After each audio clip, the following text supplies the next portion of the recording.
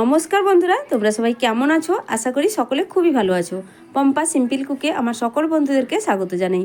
বন্ধুরা, চলে এলাম আজকে খুবই লোভনীয় একটি রেসিপি শেয়ার করতে, যেটা হাতের কাছে থাকা উপকরণ দিয়ে বানিয়ে নিয়েছি। আর এটা খেতে এতটাই টেস্টি হয় যে একবার বানালেই বারে বারে বানাতে মন চাইবে। আর বাড়ির বড় থেকে ছোট ভীষণ কিন্তু পছন্দ করবে। একটা লাইক দিয়ে ভিডিওটা সম্পূর্ণ দেখার অনুরোধ রইল। তাহলে চলো বন্ধুরা, কথা না বাড়িয়ে রেসিপিটি শুরু করছি। আজকের রেসিপির জন্য সবার প্রথমে একটা প্লেটের মধ্যে আমি দিয়ে দিচ্ছি চায়ের কাপের মাপ ধরে 1 কাপ আটা। পরিমাণটা বন্ধুরা তোমরা যে যতটা পরিমাণ বানাতে চাও সেই বুঝেই আটা ব্যবহার করতে পারো।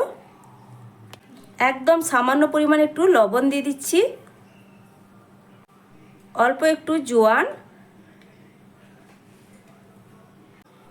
1 চিমটির মতো দিয়ে দিচ্ছি দেখো বন্ধুরা এখানে বেকিং সোডা। এর থেকে কিন্তু বেশি দিতে যাবে না, সেক্ষেত্রে রেসিপিটা খুব বেশি কিন্তু ভালো হবে না। অবশ্যই এটা দেখে বুঝে দিতে হবে। এই মিষ্টি গজাগুলো খেতে এতটাই টেস্টি হয় যে বন্ধুরা একবার বাড়িতে বানালে বারে বারে বানাতে মন চাইবে। বাচ্চারা ভীষণ পছন্দ করবে, আর বাড়ির বড়রাও কিন্তু খুব পছন্দ করবে। খুব বেশি কিন্তু উপকরণ লাগে না, হাতের কাছে থাকা মাত্র কয়েকটা উপকরণ দিয়ে খুব সহজেই বানানো হয়ে যায়। তো তোমরা নিশ্চয়ই দেখলে চা চামচে 1 চামচ দিয়ে দিলাম ঘি। ঘিয়ের জায়গায় তোমরা কিন্তু সাদা তেলটা রিফাইন্ড অয়েলটাও ব্যবহার করতে পারো, তবে ঘি দিলে কিন্তু ফ্লেভার আর স্বাদ দুটো ভালোই আসে। এবার দেখো হাত দিয়ে ভালো করে একটু খুব সুন্দর করে মিশিয়ে নিতে হবে। এই মেশানোটা যত ভালো করে হবে এটা ততটাই কিন্তু খাস্তা মুচমুচে হবে।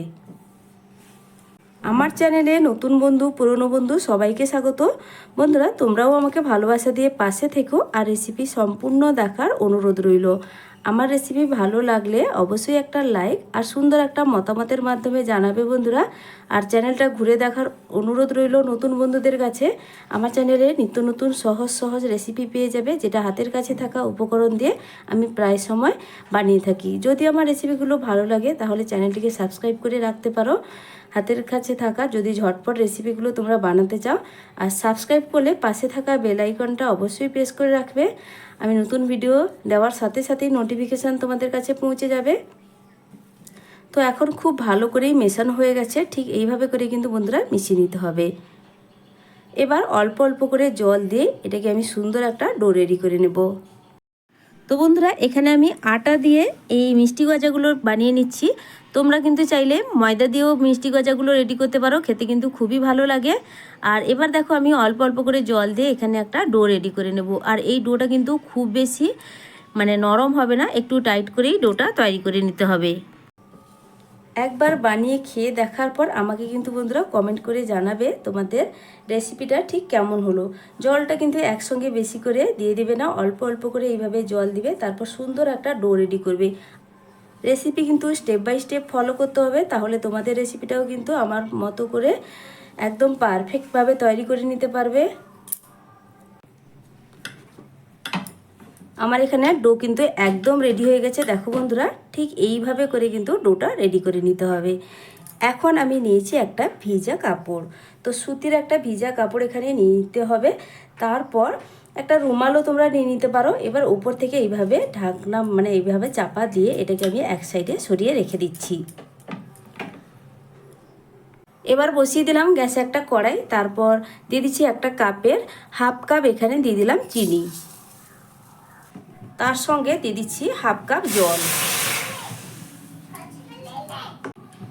এবার দেখো বন্ধুরা, আমি নিয়েছি এখানে 2টো গোটা এলাচ, ছোট এলাচ নিয়েছি। এলাচের মুখটা একটু এইভাবে খুলে দিয়ে দিব, দিলে ফ্লেভারটা কিন্তু ভীষণ ভালো আসে। তোমরা চাইলে এখানে এলাচের পাউডারটা ব্যবহার করতেই পারো। এবার গ্যাসের ফ্লেমটা বাড়িয়ে দিয়ে চিনির শিরা রেডি করে নিতে হবে। আর এই শিরাটা বন্ধুরা কোনো রকম একটার বাদ ঘন শিরা তৈরি করার দরকার নেই, একটু চিটচিটে ভাব তৈরি হলেই এই শিরাটা একদম রেডি। তো দেখো হালকা এইভাবে একটু চিটচিটে ভাব হয়ে গেছে। গ্যাসের ফ্লেমটা বন্ধ করে দিয়ে আমি এই কড়াইটাকে এক সাইডে সরিয়ে রাখছি। এবার দেখো বন্ধুরা, যেই ডোটা আমি ঢাকনা দিয়ে রেখেছিলাম, সুতির কাপড় চাপা দিয়ে রেখেছি, এবার কাপড়টা সরিয়ে নিয়ে আবারও ভালো করে একবার ঠেসে নিতে হবে। তারপর এখান থেকে ছোট ছোট করে আমি লেচি কেটে নেব। আর লেচিগুলো আমি কিন্তু একদম ছোট ছোট করে এইভাবে করে লেচিটা তৈরি করে নিচ্ছি। তোমরা কিন্তু চাইলে তোমাদের পছন্দ মতো মানে একটু বড় করেও লেচিটা কেটে নিতে পারো।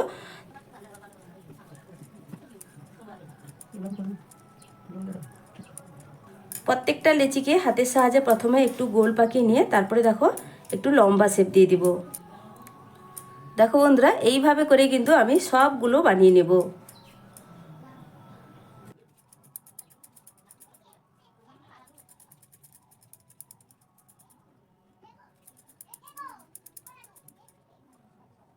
তো বন্ধুরা, এখানে আমার কিন্তু সবগুলোই বানানো হয়ে গেছে।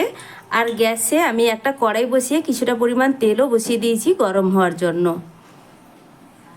তেল কিন্তু খুব বেশি গরম করা যাবে না, হালকা গরম হয়েছে। এবার কিন্তু একে একে বানিয়ে রাখা এই গজাগুলো আমি তেলের মধ্যে দিয়ে দিচ্ছি।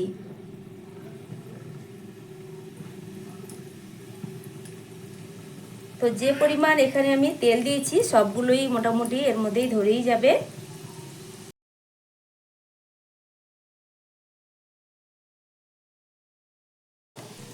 এবার বন্ধুরা কিছুক্ষণ এক সাইড আমি এইভাবে হতে দেব, কোনোভাবে কিন্তু নাড়াচাড়া করা যাবে না, তাহলে কিন্তু এগুলো ভাজা ঠিকঠাক করে হবে না। যখন দেখবে এক সাইড ভাজা হয়ে যাবে, মানে সুন্দর একটা হালকা কালার ধরবে, তখন কিন্তু এইগুলো আপনা আপনি কড়াই থেকে মানে তেলের উপর ভেসে উঠবে। ততক্ষণ পর্যন্ত কোনোভাবে আমি নাড়াচাড়া করব না। তো বন্ধুরা, কিছুক্ষণ পরে দেখো আমি তোমাদের দেখাচ্ছি প্রত্যেকটা গজাই তেলের উপর কিন্তু এইভাবে ভেসে উঠেছে। আর গজাগুলোর গায়ে দেখো এইভাবে হালকা ক্র্যাক বা ফাটার দাগ, এইভাবে ফেটে ফেটে গেলে কিন্তু গজাগুলো খেতে ভীষণ ভালো লাগে আর দেখতেও বেশ ভালো লাগে। আর গ্যাসের ফ্লেম প্রথম থেকে শেষ পর্যন্ত একইভাবে রাখতে হবে, মানে মিডিয়াম টু লোয়ের মাঝখানে রেখে গজাগুলো ভেজে নিতে হবে উল্টে পাল্টে। আর এই গজাগুলো খেতে যে কি ভালো লাগে, বাড়িতে না বানিয়ে খেলে তোমরা বুঝতেই পারবে না। আবারও বলছি, কোনোভাবেই গ্যাসের ফ্লেম বাড়াতে যাবে না, একইভাবে মানে লোতে রেখে মিডিয়াম টু লোয়ের মাঝখানে রেখে ভাজবে। ভেতর থেকে খুব সুন্দর করে ভাজা হবে, খেতে বেশ ভালো লাগবে। তো দেখো সব দিকে সমান করে সুন্দর একটা কালার করে গজাগুলো আমি ভেজে নিচ্ছি। তো বন্ধুরা দেখো আমার এখানে কিন্তু এই গজাগুলো খুব সুন্দর করেই ভাজা হয়ে গেছে। এবার তেল ঝরিয়ে এটাকে আমি তুলে নিচ্ছি, এর থেকে বেশি আর কালার চেঞ্জ করে ভাজবো না।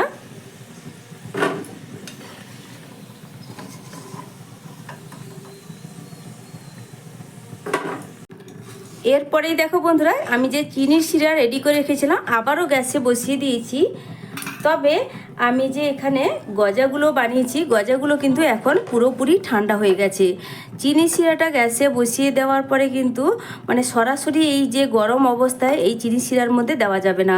আগে গজাগুলো ভেজে নেওয়ার পর ঠান্ডা করে নিতে হবে, তারপর কিন্তু গরম শিরার মধ্যে মানে ফুটন্ত শিরার মধ্যে এগুলো দিতে হবে। তো দেখো শিরাটা বসিয়ে দেওয়ার পর শিরাগুলো ফুটতে শুরু করেছে। এবার এই ঠান্ডা গজাগুলো এর মধ্যে দিয়ে দিব, দিয়ে অনবরত নাড়াচাড়া করতে হবে।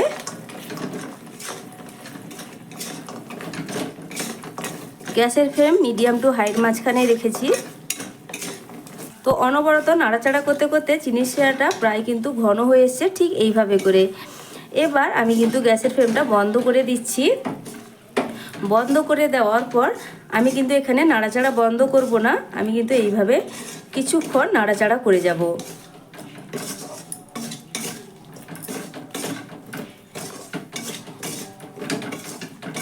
চিনি শিরাটা যখন শুকিয়ে যাবে দেখবে এই গজাগুলোর গায়ে কিন্তু বসে যাবে।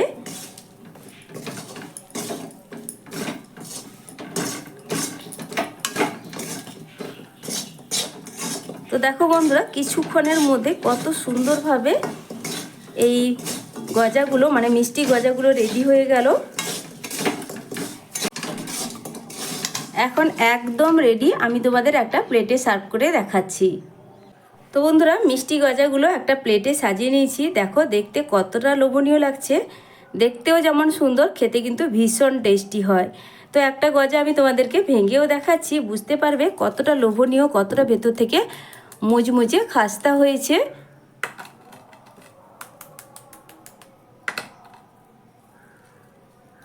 তো দেখো একদম পারফেক্টভাবে কিন্তু বন্ধুরা এই গজাগুলো তৈরি হয়েছে। তো আমার এই আজকের মিষ্টি গজা রেসিপি বন্ধুদের কাছে কেমন লাগলো অবশ্যই কমেন্ট করে জানাবে বন্ধুরা। ভালো লাগলে লাইক শেয়ার সাবস্ক্রাইব করে আমার পাশে থাকবে।